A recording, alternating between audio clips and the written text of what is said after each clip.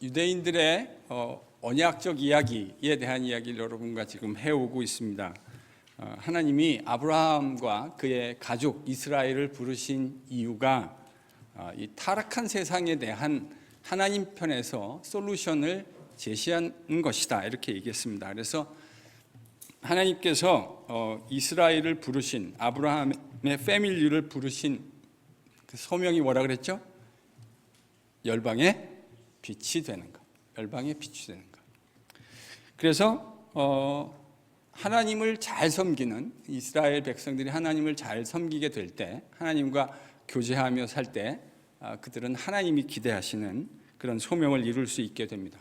근데 이렇게 하기 위해서 꼭 필요한 것이 있다 그랬습니다. 그게 뭐라 그랬죠? 그게 이제 성전입니다. 왜냐하면 하나님과 교제하기 위해서 이 성전 없으면 우리가 하나님하고 교제하는 것이 불가능해요. 다 죽습니다. 하나님과 교제하기 위해서 나온 모든 사람들이 다 죽어요. 그래서 하나님이 성전이라는 시스템을 만들어 놓고 그 안에 들어와서 우리의 죄악을 하나님이 사하시고 그의 백성들과 함께 교제하시는 거죠. 그렇게 이제 교제하게 될 때 하나님이 주신 그 언약의 땅에서 주시는 여러 축복들을 그들이 누리며 살 수 있게 되어진다. 이게 이제 땅에 대한 이야기였습니다.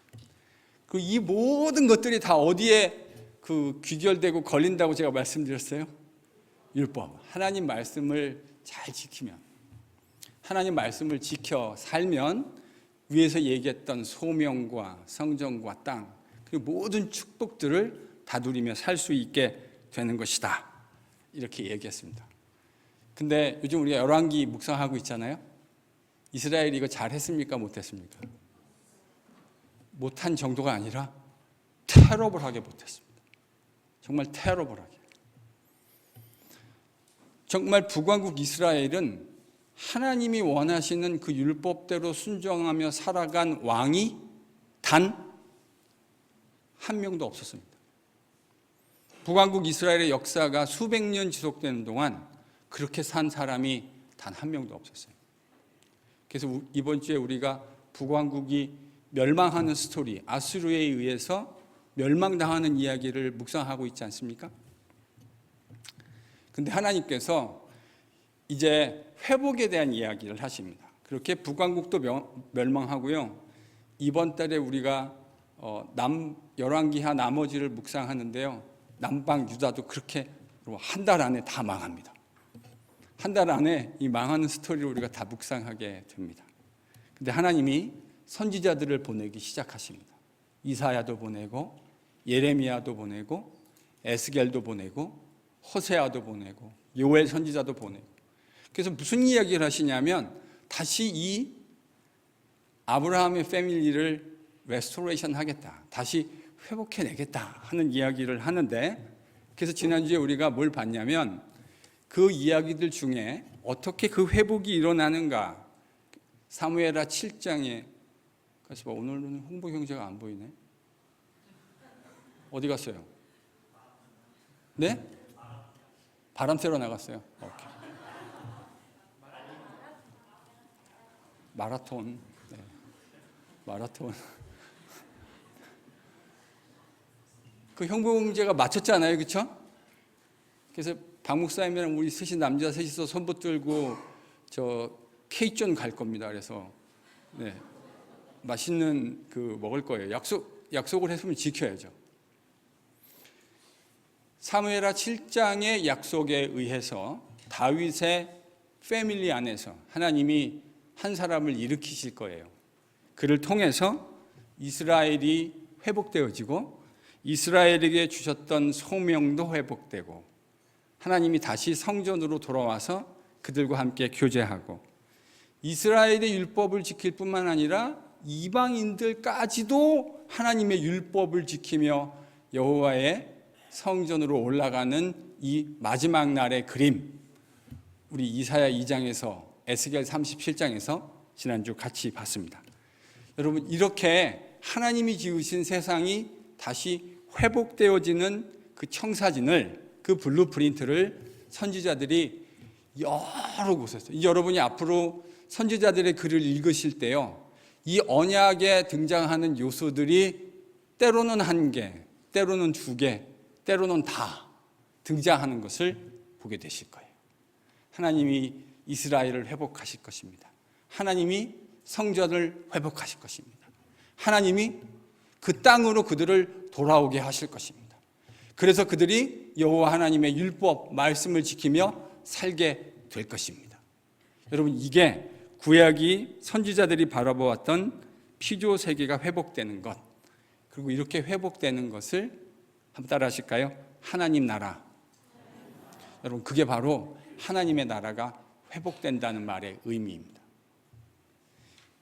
예수님이 처음 오셨을 때 세례 요한이 광야에 나가서 외쳤던 메시지가 어떤 건지 기억하실까요? 회개하라. 천국, 하나님의 나라가 가까이 왔다.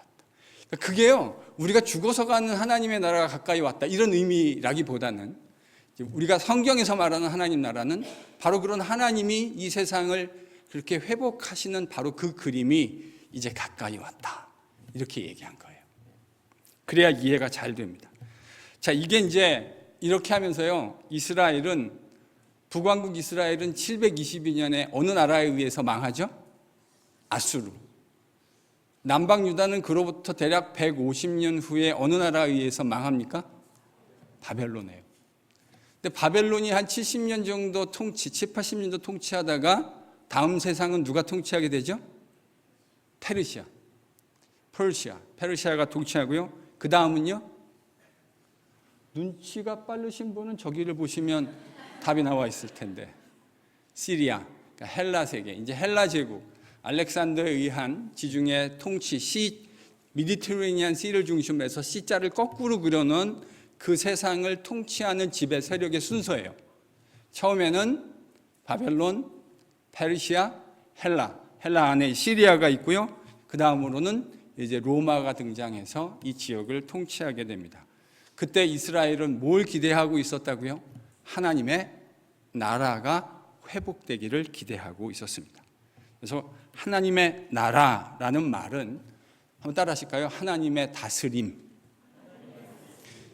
하나님의 나라라는 말은 하나님의 다스림입니다. 하나님의 나라라는 말은 하나님의 통치하심입니다.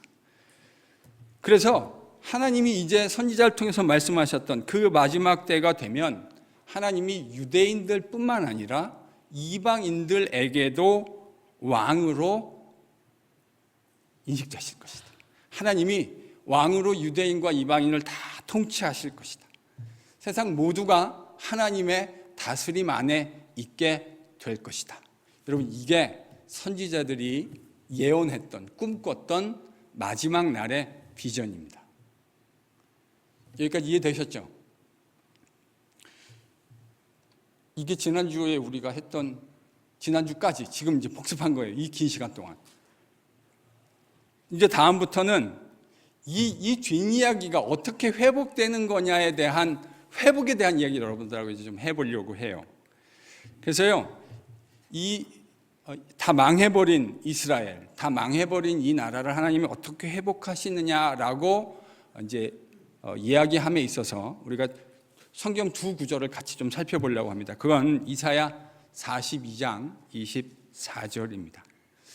하나님이 이 회복에 대해서 이야기하시면서 회복이 어떻게 될 것인지에 대해서도 사실은 성경에 미리 얘기해 놓으셨어요.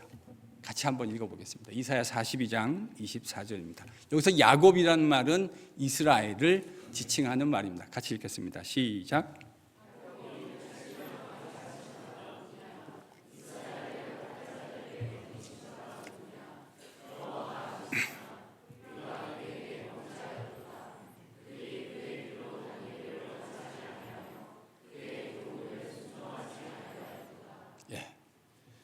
이 회복에 대해서 이야기하면서 이사야가 뭐라 그랬냐면, 이스라엘이 탈취당하게 하신 게 누구냐? 누구라는 거죠? 여호와 하나님. 탈취당한 이유는요, 이스라엘이 그의 교훈, 우리나라 말로는 이걸 이제 교훈이라고 번역해 놨는데요, 히브리 원문에는 이게 토라 이렇게 그러니까 기록되어져 있습니다. 이 토라라는 게 하나님의 말씀, 그 말씀을 여기다 이제 우리 말로는 교훈이라고 번역한 거죠. 이스라엘이 왜 바벨론과 아수르에 의해서 망하게 되었습니까? 이유가 뭐라는 거예요? 하나님의 토라의 계명, 율법의 계명을 지키지 않았다. 여러분 지금 열왕기 묵상하고 계시죠? 묵상하고 계시는 분은 손 한번 이렇게 들어서 표해 주시는데 나 묵상하고 있습니다. 예쁘게 손 열심히 드셔도 괜찮아요. 네, 감사합니다. 묵상 안 하시는 분은 앞으로라도 계속 묵상하실 수 있는 은혜가 임하기를 바랍니다. 여러분 그 묵상에서 이스라엘이 망하고 있는 이유를 설명하는데 그 이유의 핵심이 뭐냐면 이스라엘이 여호와의 율법의 말씀, 토라의 계명을 지키지 않았기 때문이다. 토라의 가장 중요한 계명이 뭘까요? 하나님 이외에 다른 신을 내 앞에 두지 말라. 이게 제일 중요한 계명이에요. 토라의 계명이 다 중요하지만 그 계명의 핵심적인 구절을 한마디로 요약한다면 하나님만을 섬겨라. 하나님 말고 다른 신들은 섬기면 안 된다. 그게 여러분 토라 계명의 으뜸되는 핵심 계명이에요. 근데 이스라엘은 어떻게 했죠? 하나님도 섬기고, 여러분 이스라엘 과거 그 당시의 백성들을 우리가 만날 수 있다면 그들에게 어쩌자고 하나님을 안 섬겼냐 이렇게 얘기하면 그 사람들이 뭐라고 저는 대답할 것 같냐면 우리는 하나님 섬기는 것을 멈춘 적이 없습니다. 저는 틀림없이 그들이 그렇게 대답할 거라고 생각합니다. 그들은 하나님 섬기는 것을 멈춘 적이 없어요. 근데요, 정확하게 얘기하면 하나님도 섬기고 다른 우상들도 섬겼어요. 근데 여러분 이거는 하나님 섬기는 겁니까? 섬기지 않는 겁니까? 하나님은 그런 거는 그건 날 섬기는 게 아니다라고 생각하시는 거죠. 옛날 드라마에 영화에 그런 거 있었어요. 그 여자가 남편이 있는데 자기 남편 말고 또 다른 남편을 하나 가지겠다고. 보신 적이 있으신가요? 그런 영화를? 내가 무슨 하늘의 별을 따달래 뭐 이렇게 나오는 멘트인데요. 내가 무슨 하늘의 별을 따달래 무슨 달을 따달래 그저 남편 하나 더 가지겠다는 건데. 황당하시죠? 똑같은 거예요. 하나님도 섬기고 우상도 섬긴다는 건 이 사람도 남편으로 가지고 있고 남편 하나 더 가지겠다라는 말하고 하나도 다르지 않아요. 바로 그것이 그 율법의 계명을 깬 것이 이스라엘이 황폐하게 된 핵심 이유입니다. 이 이야기를 이야기하면서 신명기 30장 1절에서 4절에 참 재미난 성경 구절이 있어요. 제가 이제 설명을 좀 해드릴게요. 이게 왜 재미난 구절이고 흥미로운가? 30장 1절에서 4절. 이 모세가 쓴 시명인데요. 모세가 이 이야기를 할 때 이스라엘은 아직 가나안 땅에 정착도 안 했어요. 그러니까 이스라엘의 왕조가 아직 시작도 되기 전이에요. 근데 모세가 뭐라고 얘기했는가? 이스라엘 백성들에게 같이 읽겠습니다. 같이 읽죠. 시작.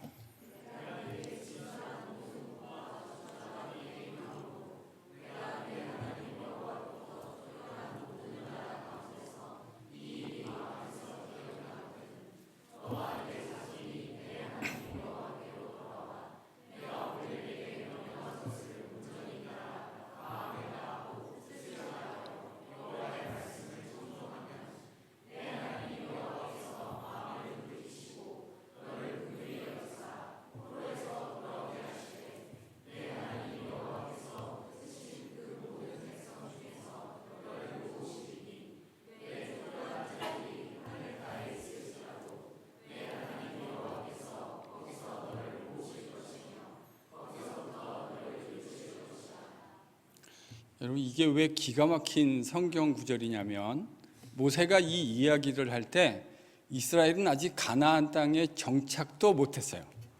이스라엘 왕조가 시작도 되기 전이에요. 근데 지금 모세가 이스라엘 백성, 우리 신명기 28장 읽었잖아요. 너희들이 율법을 지키면 복을 받을 것이다. 율법을 지키지 않으면 저주가 너희에게 임해서 너희들이 이 복을 받기는커녕 그 복 하나도 받지 못하고 너희들이 이방 땅 가운데 흩어지게 될 거다. 내가 너희들을 그렇게 쫓아버리겠다. 이 언약의 땅에서 내가 주는 축복들 너희들 하나도 받지 못할 거다. 그게 여러분 신명기 28장이에요. 그래서 제가 그랬죠. 축복보다 저주가 훨씬 더 길게, 한 3배는 길게 기록되어졌어요. 그 이야기를 하고 이제 모세의, 사실 신명기는 고별 설교인데요, 모세의 설교가 거의 끝나가면서 모세가 뭐라 그러냐, 여기서 내가는 모세입니다. 너는 이스라엘 백성들이에요. 내가 너희들에게 진술한 모든 복과 저주가 너희들에게 임함으로 네가 내 하나님 여호와로부터 쫓겨간 모든 나라에서 이 모든 일이 뭐가 됐거든요? 마음에 기억이 나거든. 이 일은 모세가 이 이야기를 한 시점으로부터 1000년 후에 일어날 일입니다. 몇 년이요? 1000년. 모세는 주전 15세기 1500년경 사람이니까 바벨론 포로로 간 게 주전 586년이잖아요. 그러니까 이게 지금 1000년이 훌쩍 넘는 시간 후에 일어날 일을 지금 모세가 이야기하고 있는 거예요. 뭐라고 얘기하냐? 니들이 앞으로 1000년 후에, 그러니까 우리가 이제 역사를 아니까요, 이걸 제가 패러프레이징 하면 이렇게 말할 수 있어요. 1000년 후에 내가 너희들에게 얘기했던 이 복과 저주가 너희들에게 임하거든, 기억나거든. 솔루션을 이미 이야기했어요, 모세가. 뭐라고요? 너와 내 자손이 어떻게 하래요? 하나님께로 다시 돌아와라. 하나님께로 다시 돌아와라. 하나님께로 돌아오는 구체적 방법이 뭡니까? 2절에 뭐라고 기록되었죠? 여호와 하나님의 말씀을 청종하면, 듣고 순종하면.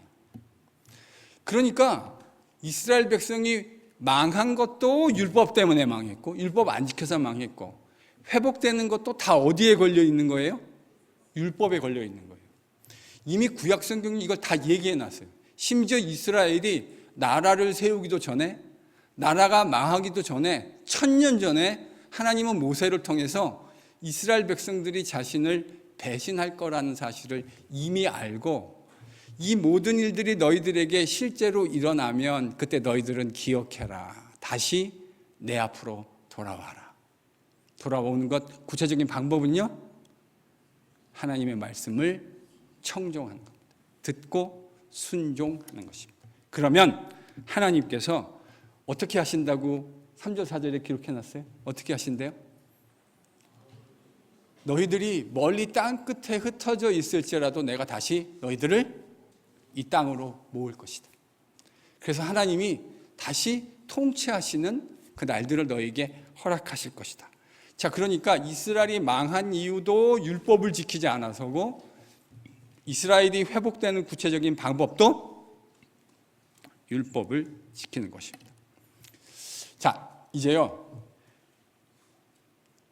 제가 지난주에 얘기했던 대로 이제 어떤 부분을 좀 보려고 그러냐면, 성경 바깥에 있는 좀 책들을 여러분들에게 유대인들이 어떤 이야기를 써놨는가 하는 것들을 좀 보려고 해요. 근데 제가 이렇게 말하는 근데 전제가 하나 있어요. 제가 지금부터 보여드리는 건 성경은 아니에요. 그러니까 성경 같은 권위를 가지고 있지 않아요. 다만 어떤 의미냐면, 그 당시 사람들이, 그러니까 구약이 끝나고 예수님 오시기 전에 있는 약 400년 정도의 그 기간 동안 사람들이 어떤 사고방식을 가지고 있었는가를 좀 들여다볼 수 있는 윈도우, 창 같은 개념으로 이해하시면 될 것 같아요. 구약 성경은 우리에게 텍스트라면 뭐라고 표현해줄까요? 이건 참고서, 레퍼런스북 정도로 생각하시면 좋겠다. 그래서 이 당시 이제 문서들이 뭘 강조하고 있는가? 그 내용은 이스라엘에 따라하십니다. 언약 이야기. 우리가 지금까지 했던 이야기들이 이 책 안에 그대로 나올 거예요. 제가 책을 다 쓸 수는 없고 그 중요한 책의 한 부분을 요약했어요. 서머라이즈 좀 해가지고 올려놨어요. 책 이름은 주빌리라고 하는 책입니다. 주빌리가 무슨 뜻이죠? 희년. 하나님께서 웃게 하시는 그 희년. 근데 유대인들의 문서 중에 주빌리라고 하는 책이 있어요. 거기 1장에 내용들을 제가 좀 요약해 놨거든요. 1장 1절에서 7절에 하나님께서 모세를 부르십니다. 그리고는 거룩한 산에서 그에게 앞으로 되어졌던 일과 되어질 일에 대해서 기록해라. 이렇게 말씀하세요. 9절에서 10절은 여러분이 한번 읽어주실래요? 같이 읽습니다. 요약했어요. 제가 같이 읽습니다. 시작.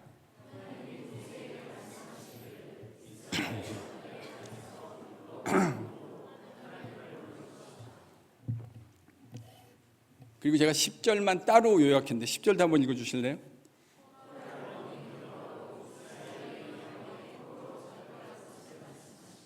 (15절은요)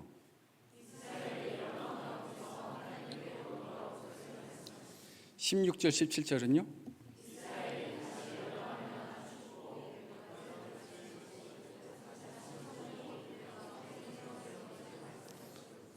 네, 괄호가 있으니까 살짝 마음이 흩어지네요.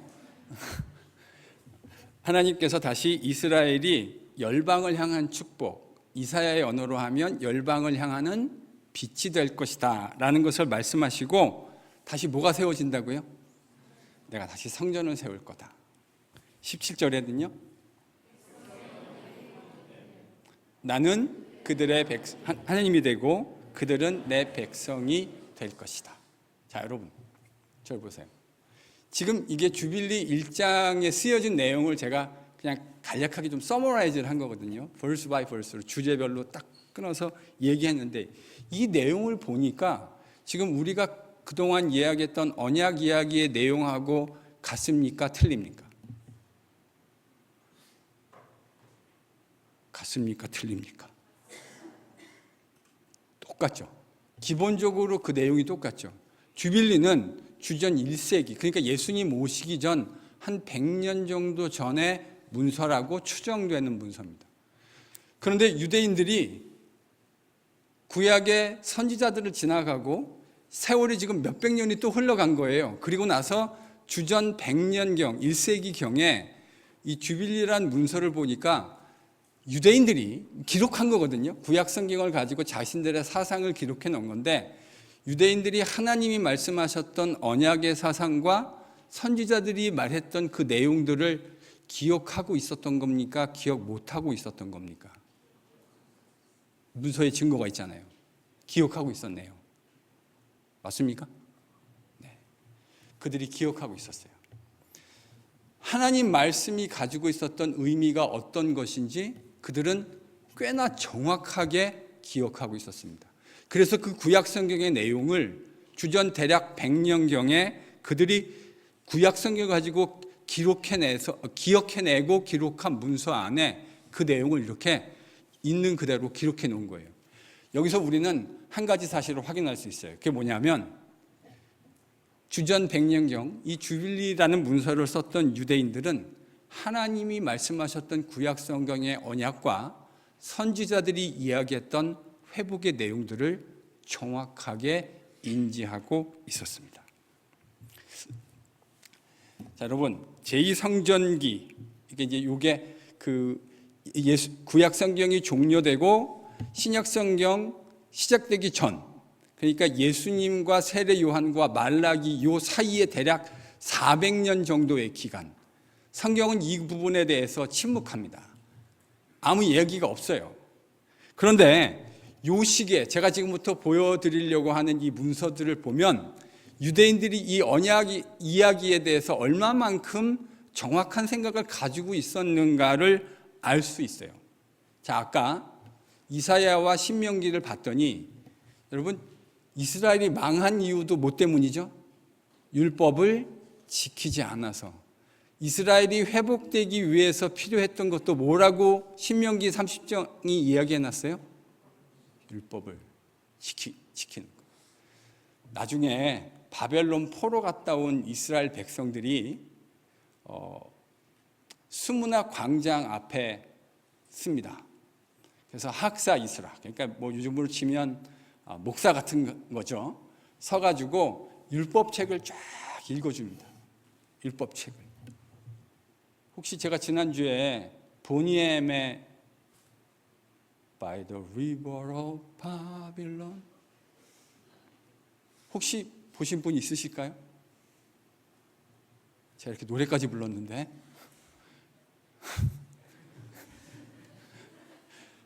제가 볼 때 거의 그거는 그냥 복음성가 수준이에요. 저도 옛날에는 잘 몰랐는데 이게 완전히 복음성가 수준이에요.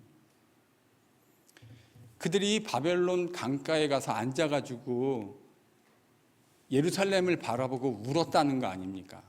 우리는 어쩌다가 이 남의 나라 바벨론에 이렇게 포로로 끌려와가지고 이렇게 살아가고 있는 것인가?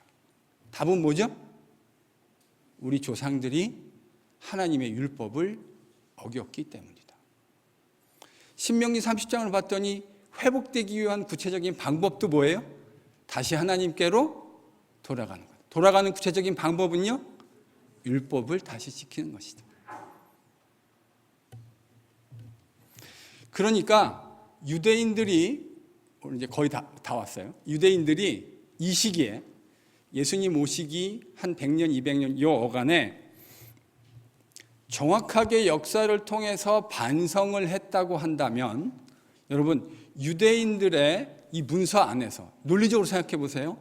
언약 이야기들이 등장하거든요. 아까 이제 제가 하나만 보여드렸잖아요. 언약 이야기가 그렇게 등장한다라는 걸 주빌리를 통해 보여드렸는데 언약 이야기의 4가지 요소, 컴포넌트, 소명, 성전, 땅, 율법 중에 유대인들이 역사적으로 교훈을 얻어가지고 정신을 차리고 있었다면 어떤 요소들이 강조돼야 맥센스 할까요? 언약 안에 특별히 4개 요소 중에 어떤 부분이 강조가 되어야 될까요? 율법. 왜요? 얘기했으니까요. 율법. 실제로 그런가? 그렇습니다. 일단 제가 답을 먼저 말씀드릴게요. 이스라엘의 문서들, 요 시기에 요 400년 기간의 문서들을 보면요. 강조되는 게 있어요. 그게 뭐냐면 율법입니다. 그 중에서도 특별히 안식일과 정결 규례가 강조됩니다. 안식일, 정결 규례. 왜 그럴까요? 율법이 강조되는 거 우리가 충분히 이해할 수 있죠. 지금 이 설명을 통해서 율법이 왜 강조됐는지 이해할 수 있어요.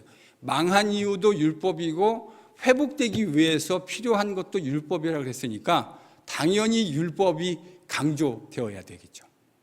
그렇죠? 근데 그 율법에는 여러 가지 요소들이 있잖아요. 율법에는요 되게 다양한 제의에 대한 것도 있고 다양한데 이 문서를 제가 공부해봤던 문서들을 보니까 특히 눈에 띄는 게 있어요. 그게 뭐냐면 율법이 강조되는데 그중에서도 특별히 안식일하고 정결규례 이 2개가 강조가 되더라고요. 왜 그럴까요?